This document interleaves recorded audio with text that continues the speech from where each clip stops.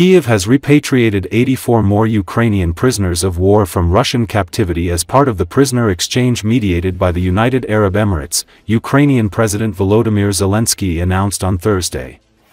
Among the returned hostages are both military personnel and civilians, almost all of whom require medical assistance and long-term rehabilitation, Zelensky said. Released civilians include those who have been held by the Russians since 2014, 2016, and 2017. Among the military personnel are the defenders of embattled Mariupol city that was seized in the first few months of the war that started in February 2022. The Russian Defense Ministry also announced the repatriation of its 84 prisoners of war from Ukraine's captivity. It should be noted that the previous prisoner exchange between Russia and Ukraine took place in June, following the agreement reached at the second round of direct talks in Istanbul.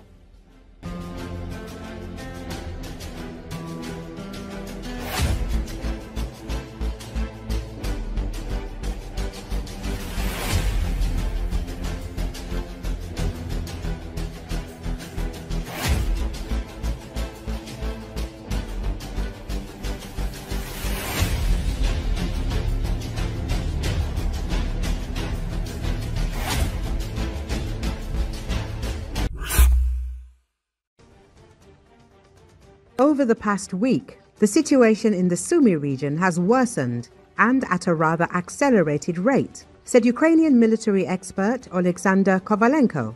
It was officially announced that the Ukrainian army had driven the enemy out of the village of Bezsalovka. The presence of Russian occupiers in this village was not specifically reported, neither by the general staff, by monitoring channels, and this was correct.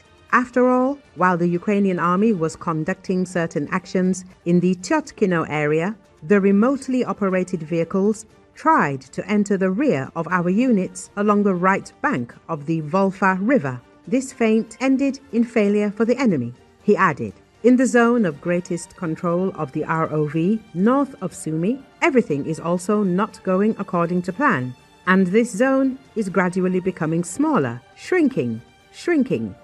Konstantinovka and Alexeyevka, one might say, have changed their color to gray. The remotely operated vehicles cannot hold them. At the same time, up to a company of occupiers were blocked by this very gray in the Zoloterovsky Reserve.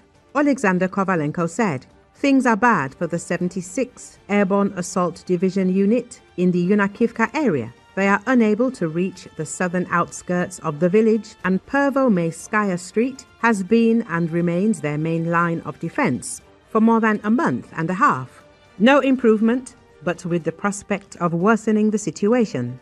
The exit to Verachino through Yublonivka and Vodolahi for the units of the 11th and 83rd Air Assault Brigade has been suffering failure after failure for exactly 2 months. In the Novo-Nikolevka area, the situation has worsened for the ROV, which was also caused by the events in the Alexeyevka area. The breakthrough to Sadki was also unsuccessful for the units of the 106th Airborne Division and the 810th Marine Brigade. Moreover, for the 810th Marine Brigade, things are very bad, and, it seems, without reinforcements in the form of North Koreans, it will soon be a stretch to call them a brigade. It is not surprising that Alexander Lapin's hat flew off, because Putin's unfinished buffer zone is crumbling not by the day, but by the hour.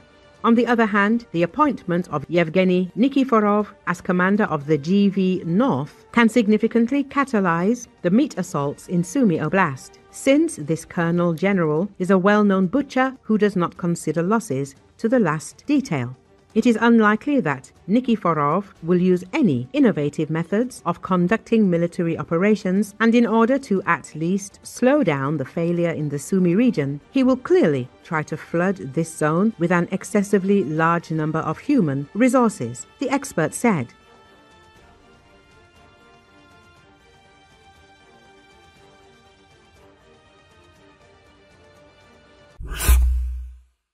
In the Pokrovsk direction, the situation remains very difficult due to the constant attempts of the occupation forces of the aggressor country Russia to advance forward at the expense of the huge number of personnel. However, Junior Lieutenant, Chief of Staff of the 4th Operational Battalion, Force of Freedom of the Frontier Brigade of the Ukrainian Armed Forces, Nikolai Gritsenko, told Channel 24 that there is no talk of a major advance by the occupation forces.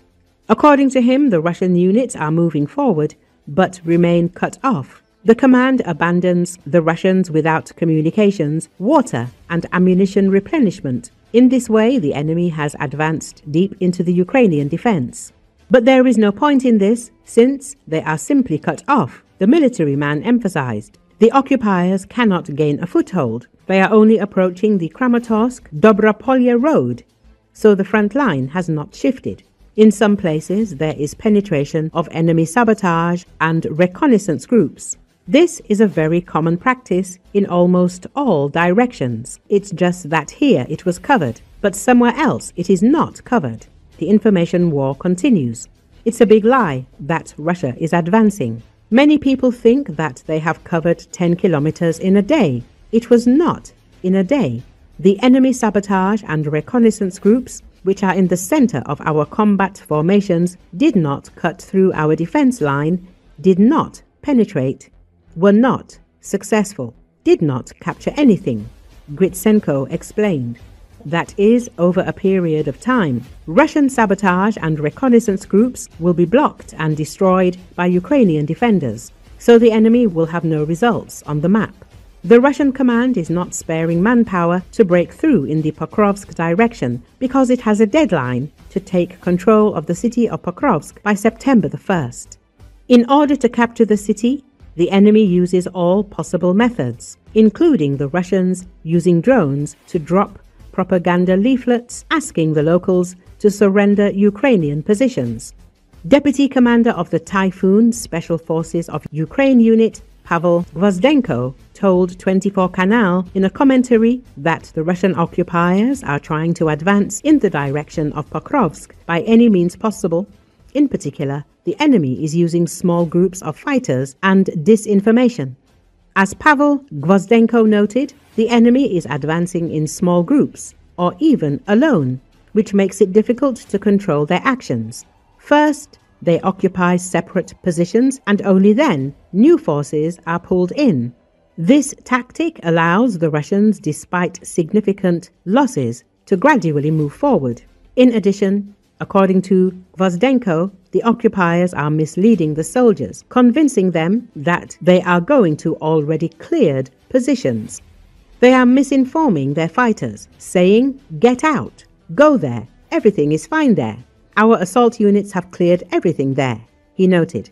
Mostly Russians die during such tactics, but the unit still manages to gain a foothold. This creates a picture of progress for enemy propaganda, which presents it as a significant achievement.